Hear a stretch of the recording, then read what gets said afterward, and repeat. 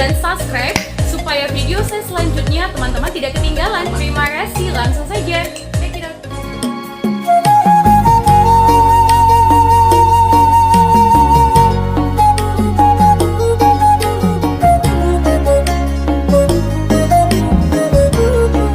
Singkat cerita teman, Sobo Sihon pun akhirnya dapat diselamatkan.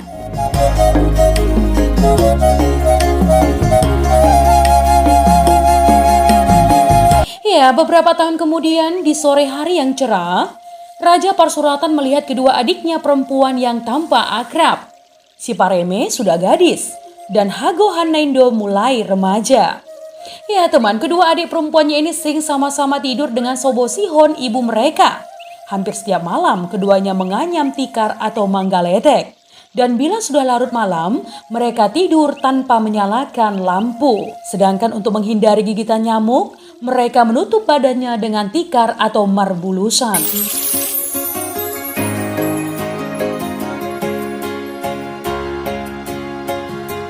Ya, Raja Parsuratan memiliki rencana untuk membangun rumah ukirnya. Namun sebagai syarat untuk membangun rumah ukir adat, ia harus memberi suatu persembahan. Sehingga timbullah ide untuk mempersembahkan adik tirinya yang bernama Hago Hanaindo. Nah teman, untuk melancarkan aksinya, ia memberikan kepada si Pareme, adik kandungnya, sebuah gelang yang terbuat dari gading. Konon, gelang ini merupakan pusaka pemberian dari mendiang Boru Hasibuan, ibu kandung Raja Parsuratan. Lalu si Pareme pun memakai gelang itu teman.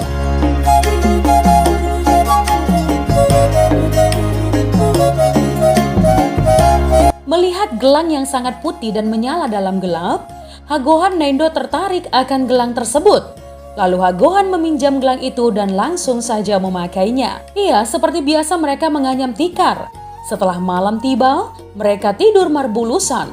Dan gelang tadi masih di tangan Hago Hanaindo. Malam itu menjelang subuh, datanglah orang asing ke rumah Raja Parsuratan dengan niat yang kurang baik. Iya, sebelumnya teman, Raja Parsuratan berpesan kepada orang asing itu bahwa sekarang ada dua gadis yang tidur di rumah ayahnya. Dan gadis yang tidak memakai gelanglah yang harus dibawa sebagai persembahan.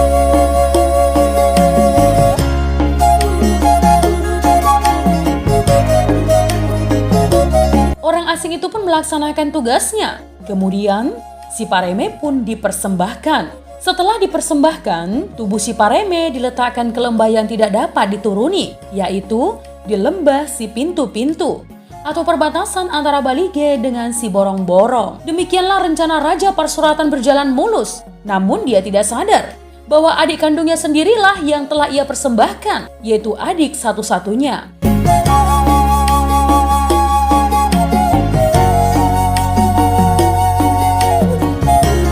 Melihat tindak tanduk anak tirinya, Sobo Sihon lalu bersusah hati. Apalagi setelah si Pareme diketahui telah dipersembahkan untuk membangun ukiran rumah Raja Parsuratan. Hal ini membuat Sobo Sihon jatuh sakit dan penyakitnya pun tambah parah.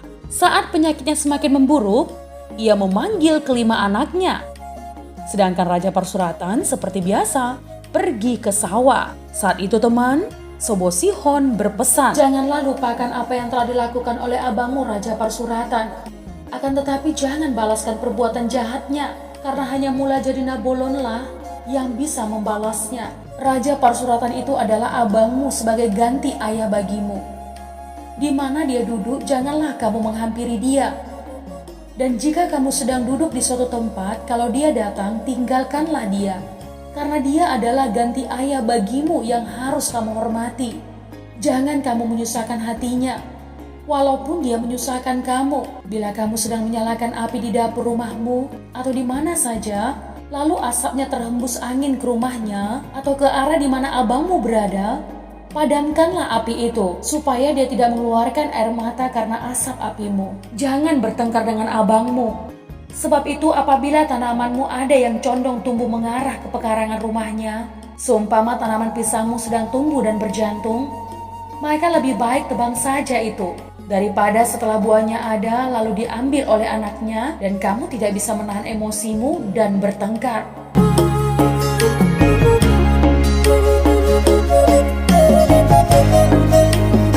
Setelah menyampaikan pesannya teman, Sobo Sihon menghembuskan nafas menutup mata dan pergi dengan tenang. Pesan inilah yang kemudian sampai saat ini terus mewarnai pola hidup dari keturunan Raja Mardauf, Raja Sitombuk, dan Raja Hutabulu.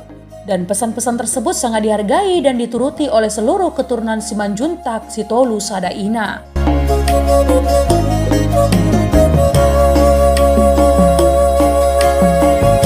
Berlanjut teman, beberapa tahun kemudian setelah kepergian ibu mereka Sobosihon, disusul kemudian kepergian si Boru Hagohan Naindo.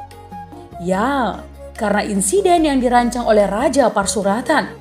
Dan ini membuat si Boru Naompon trauma untuk menjalani hidup tinggal di Balige. Dia sering menangis mengingat kejadian yang telah menimpa kakaknya. Dan singkat cerita teman, ia meminta kepada ketiga saudaranya agar dia diantar ke daerah si Raja Oloan, ke rumah Raja Sigodang Ulu Sihotang atau opungnya. Hal ini membuat ketiga saudaranya terharu.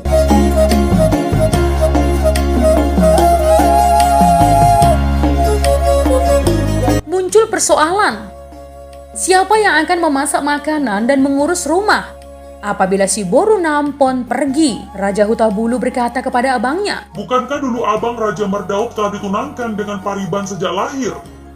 Sekarang abang ambil saja dia untuk menjadi pendamping abang. Secepatnya saja bang, supaya ada yang mengurus rumah dan memasak makanan untuk kita." Perkataan ini membuka jalan pikiran ketiga saudaranya dan sekaligus membuka jalan bagi si Boru Naompon, ya, untuk dapat tinggal di kampung opungnya. Setelah si Boru Naompon diantar, kemudian ketiga bersaudara itu kembali ke Balige bersama paribannya yang telah menjadi istri Raja Mardauf, yaitu Boru Sihotang, cucu si Godang Ulu yang kemudian melahirkan 3 orang anak laki-laki. Yang pertama, Namora Tano, kemudian menikah dengan Boru Sihotang. Namora Sende kemudian menikah dengan Boru Sihotang. Tuan Sibadogil yang kemudian menikah dengan Boru Siagian Pardosi.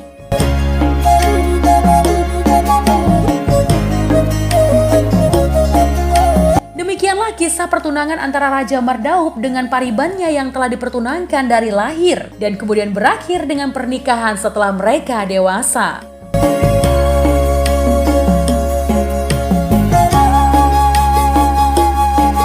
Kembali ke Raja Parsuratan. Setelah beberapa kali Raja Parsuratan mengelak dan memberi banyak alasan dalam hal pembagian harta warisan kepada adik-adiknya, tapi kali ini Raja Parsuratan tidak dapat lagi mengelak dan dilakukanlah pembagian warisan. Raja Parsuratan berkata, "Sekarang di hadapan tua-tua, aku akan membagi warisan peninggalan orang tua kita. Beginilah pembagiannya. Mengenai sawah, karena aku adalah anak dari istri pertama ayah, maka tanah persawahan yang pertama dialiri air adalah milikku. Dan karena ibu kita 2 orang, maka tanah akan dibagi 2 luasnya. Mengenai semua kerbau milik mendiang ayah kita, karena aku adalah anak dari istri pertama ayah, maka paha depan setiap kerbau merupakan bagianku. Sedangkan paha belakang adalah bagian kamu bertiga anak istri ayah yang kemudian."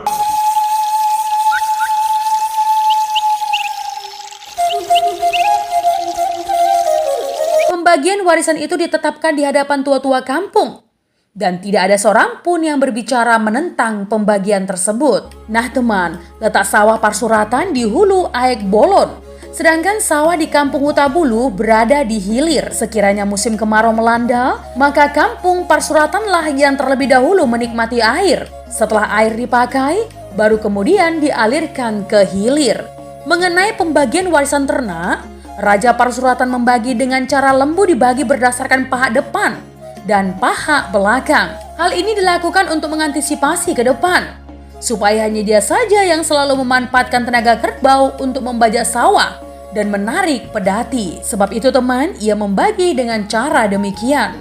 Jadi teman, karena satu-satunya peristiwa pembagian kerbau yang demikian anehnya, maka kebanyakan orang saat itu mengejek dengan sebutan Parhorbojolo terhadap Raja Parsuratan. Sedangkan kepada ketiga bersaudara seibu, orang menyebut mereka dengan Parhorbo Pudi.